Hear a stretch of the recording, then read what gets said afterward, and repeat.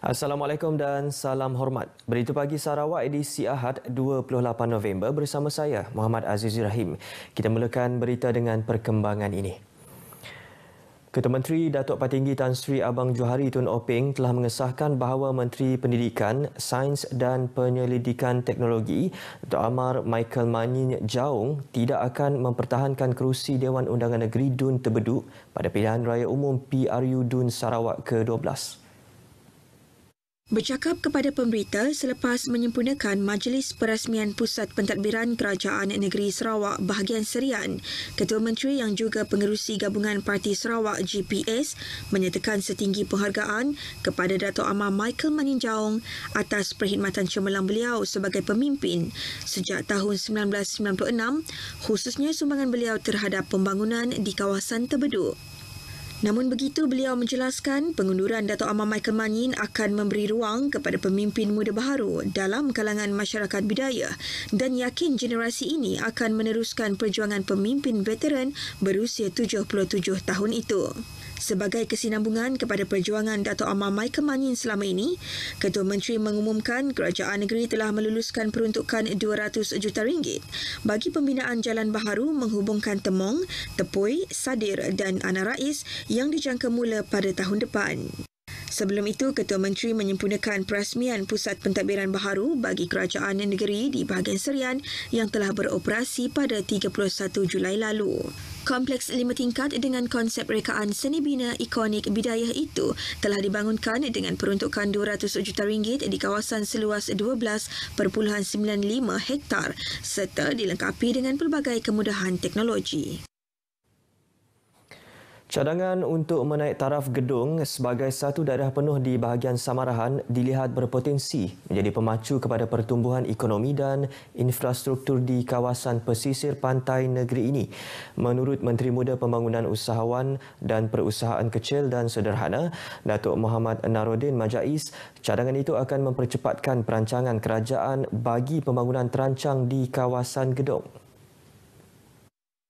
Ujar Datuk Mohammad Naruddin, cadangan itu telah mendapat perhatian Ketua Menteri Datuk Patinggi Tan Sri Abang Johari Tun Openg dan satu pengumuman rasmi akan dibuat beliau dalam masa terdekat. Mengulas lanjut, beliau yang juga penyandang kerusi Dewan Undangan Negeri Dun Gedong berkata, pelbagai pelan perancangan pembangunan termasuk projek berimpak tinggi sedang dan akan dilaksanakan di kawasan berkenaan. Menerusi naik taraf tersebut, ianya sekaligus akan memberi impak bukan sahaja kepada kemudahan infrastruktur, juga kepada sistem pentadbiran sedia ada. Tambah Datuk Naruddin lagi, menjadi hasrat dan impiannya untuk melihat gedung membangun pesat supaya hasil dari kemajuan itu dapat dikongsi bersama ke daerah-daerah lain. Pada masa ini, gedung mempunyai kira-kira 25,000 penduduk dengan 4,500 ketua isi rumah, 60 kampung dan kira-kira 12,000 pengundi. Beliau berkata demikian kepada RTM selepas Majlis Penangguhan Bengkel Asas Smartphone Anjuran Gerakan Sabab K dengan kerjasama Kementerian Perdagangan Antarabangsa dan Industri, Terminal Perindustrian dan Pembangunan Usahawan di Dewan Masyarakat Gedung. Sementara itu, Datuk Mohammad Naruddin bakal mengumumkan persaraan dalam arena politik sekiranya Ketua Menteri Datuk Patinggi Tan Sri Abang Johari Tun Openg bersetuju untuk bertanding di kawasan Dewan Undangan Negeri Dun Gedong pada pilihan raya umum PRU Dun Sarawak ke-12. Menjelas lanjut, selaku penyandang dan anak jati gedung, menjadi tanggungjawabnya membantu calon yang bakal bertanding untuk sama-sama membangun kawasan itu mengikut perancangan yang telah ditetapkan. Jadi sebagai tanggungjawab sebagai anak gedung, sebagai bekas adun gedung, sekiranya saya lanjut lagi, saya akan berjanji akan membantu gedung untuk membangun mengikut apa yang kita rancangkan bersama-sama dengan Yang Berhormat Ketua Menteri seandainya Ketua Menteri menjadi adun situ. Beliau juga menolak sebarang kemungkinan untuk bertanding di kawasan lain memandangkan gedung adalah sangat dekat di hatinya. Tapi kalau saya diberi pilihan, kalau Yang Berhormat Ketua Menteri menjadi calon gedung, saya akan bersara daripada politik tapi saya akan membantu beliau. This is the one that my vision lah. Saya akan membantu beliau selagi beliau menjadi adun situ, saya akan membantu beliau untuk membangun gedung. Oleh itu, sekiranya gedung dinaik taraf sebagai daerah penuh, ia akan menjadi hadiah istimewa buat dirinya. Untuk rekod, Datuk Naruddin menjadi adun Simunjan selama 5 penggal sebelum beliau bertanding di kerusi baharu iaitu Dun Gedong pada PRU Dun Sarawak ke-11 pada tahun 2016 berikutan persempadanan semula kawasan pilihan raya. Pada pilihan raya itu, Datuk Naruddin mendapat majoriti undi 4,064 undi mengalahkan Repelson Richard Hamid dari Parti Amanah Negara dan Uja Bunsi dari Parti Bebas. Syarikat penerbangan diminta untuk mempertimbang harga tiket ke Sarawak terutama menjelang pilihan raya umum Dewan Undangan Negeri PRU Dun Sarawak ke-12 pada Disember ini. Menteri Pelancongan, Kesenian dan Kebudayaan Datuk Seri Abdul Karim Rahman Hamzah berkata ini kerana harga tiket yang tinggi akan membebankan anak-anak Sarawak untuk menunaikan tanggungjawab pulang mengundi. Apabila saya selidiki, memang tiketnya terlalu mahal. Ini adalah dalam bidang kuasa Kementerian Pengangkutan. Harapan saya operator kapal terbang ni mereka patut lebih bertimbang rasa. Jangannya semuanya open market.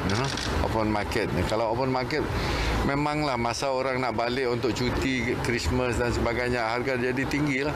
Bercakap kepada pemberita di Kuching, beliau meminta syarikat penerbangan, Kementerian Pengangkutan serta Jawatankuasa Pengurusan Bencana Negeri untuk meningkatkan kekerapan penerbangan ke negeri ini bagi membolehkan anak perantau balik mengundi dan memaksimumkan jumlah yang keluar mengundi.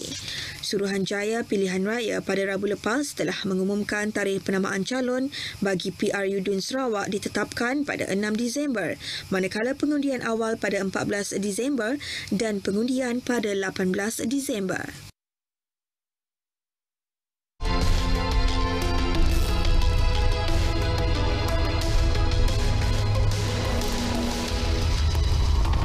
Dengan adanya kemahiran teknikal, so kita peluang dalam bidang kerjaya ini lebih terbuka luas. Ini merupakan salah satu inisiatif Kerajaan Negeri Sarawak untuk membantu belia-belia untuk meningkatkan ataupun menambah kemahiran belia-belia kita bagi meningkatkan kebolehpasaran mereka di industri.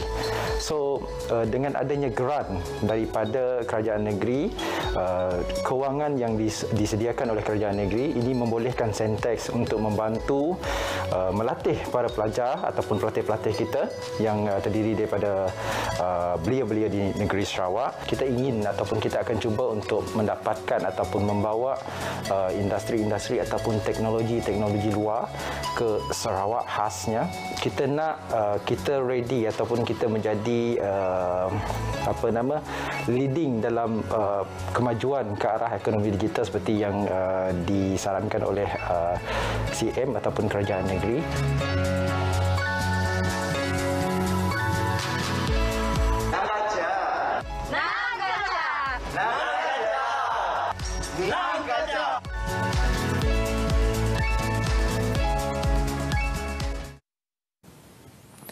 Bertemu kembali.